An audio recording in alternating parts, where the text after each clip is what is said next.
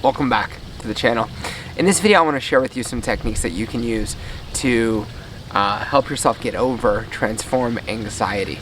So since the quarantine started, anxiety has been really prevalent for a lot of Americans, for a lot of people all over the world as a matter of fact.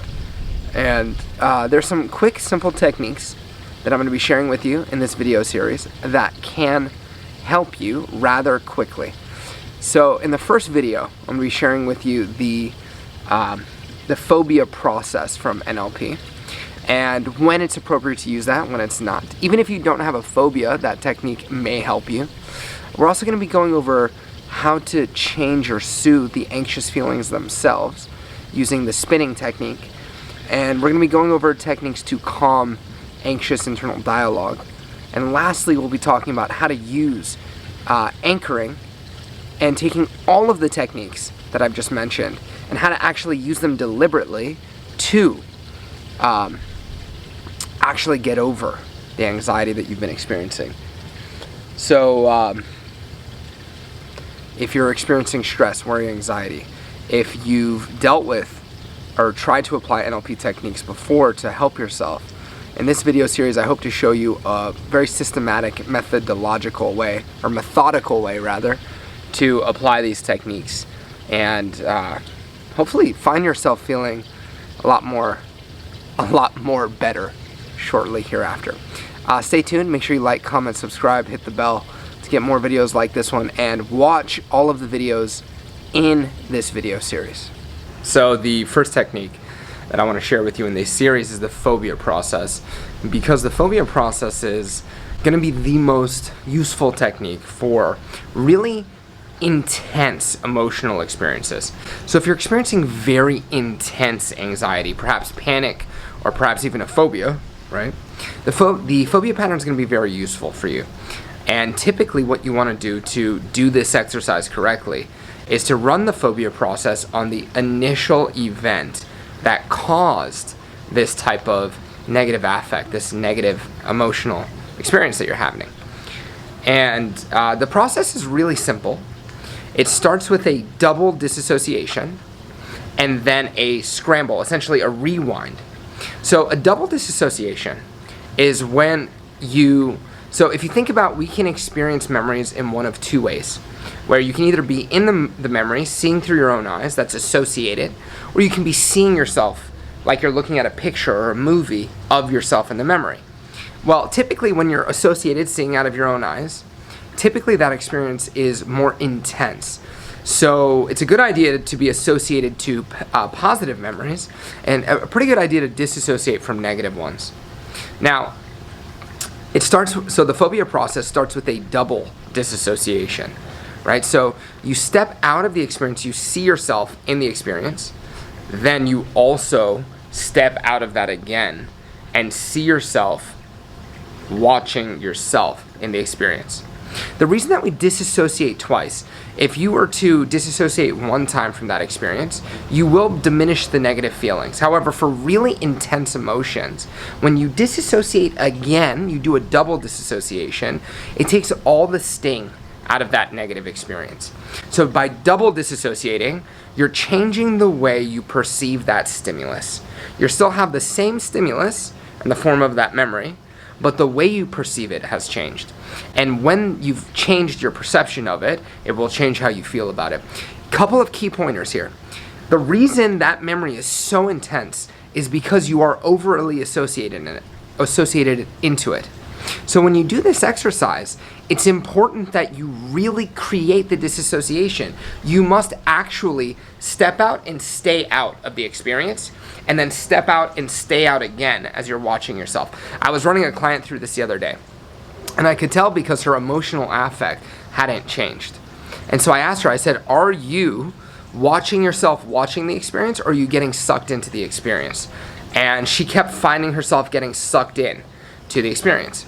And this is why in a traditional NLP phobia process, they do it in a movie theater, where you float out of the screen into the chair watching the screen, and then you float out again into the projection booth, where you're behind plated glass and you're looking down, watching yourself watching the movie.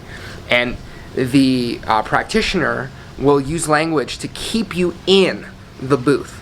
They'll say, as you stay in this booth and look out through that glass, you might feel your feet on the floor of this and notice how you're safe behind this wall of glass. And that makes it so that the person stays in that double disassociation.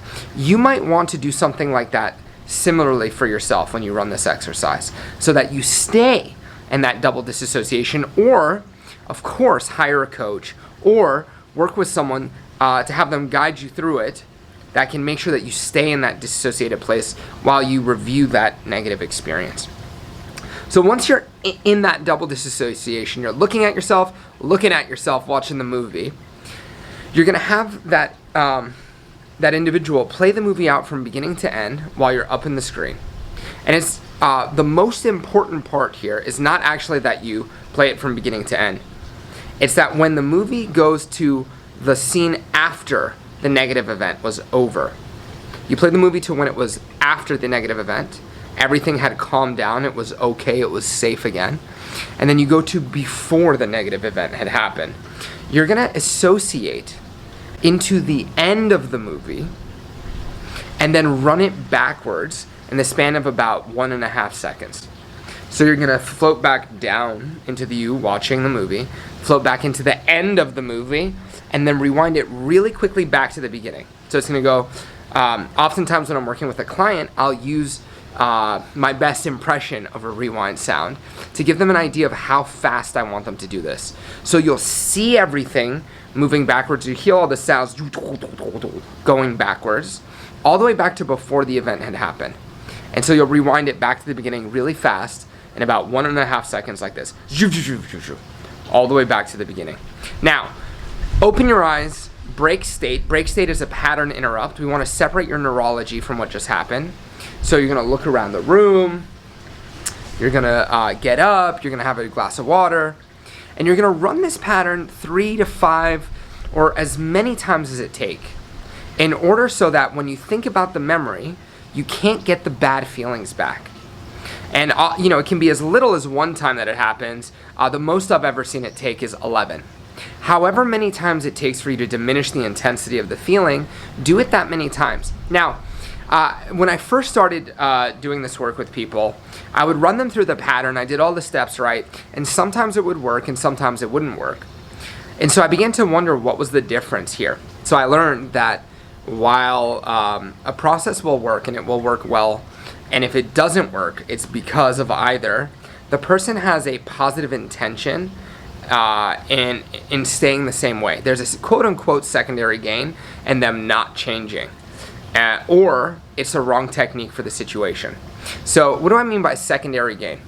Well, for example, I was working with someone recently who she had a miscarriage, and she will have anxiety attacks every time she doesn't feel her current baby kicking. And so we ran her through the process, everything was fine, but then at the end of it, there was some resistance coming up. I could tell that she wasn't really ready to move on, and so I asked her, is there any resistance to what's happening here? And she said, I just don't want to forget about the baby that I had a miscarriage. I don't want to forget. And what she really wanted was a sense of connection to the child that she had lost. And so what we ended up doing is we did some work around that so that she could have that sense of connection and change the way she thought about the miscarriage so that there was no more anxiety around it. Okay?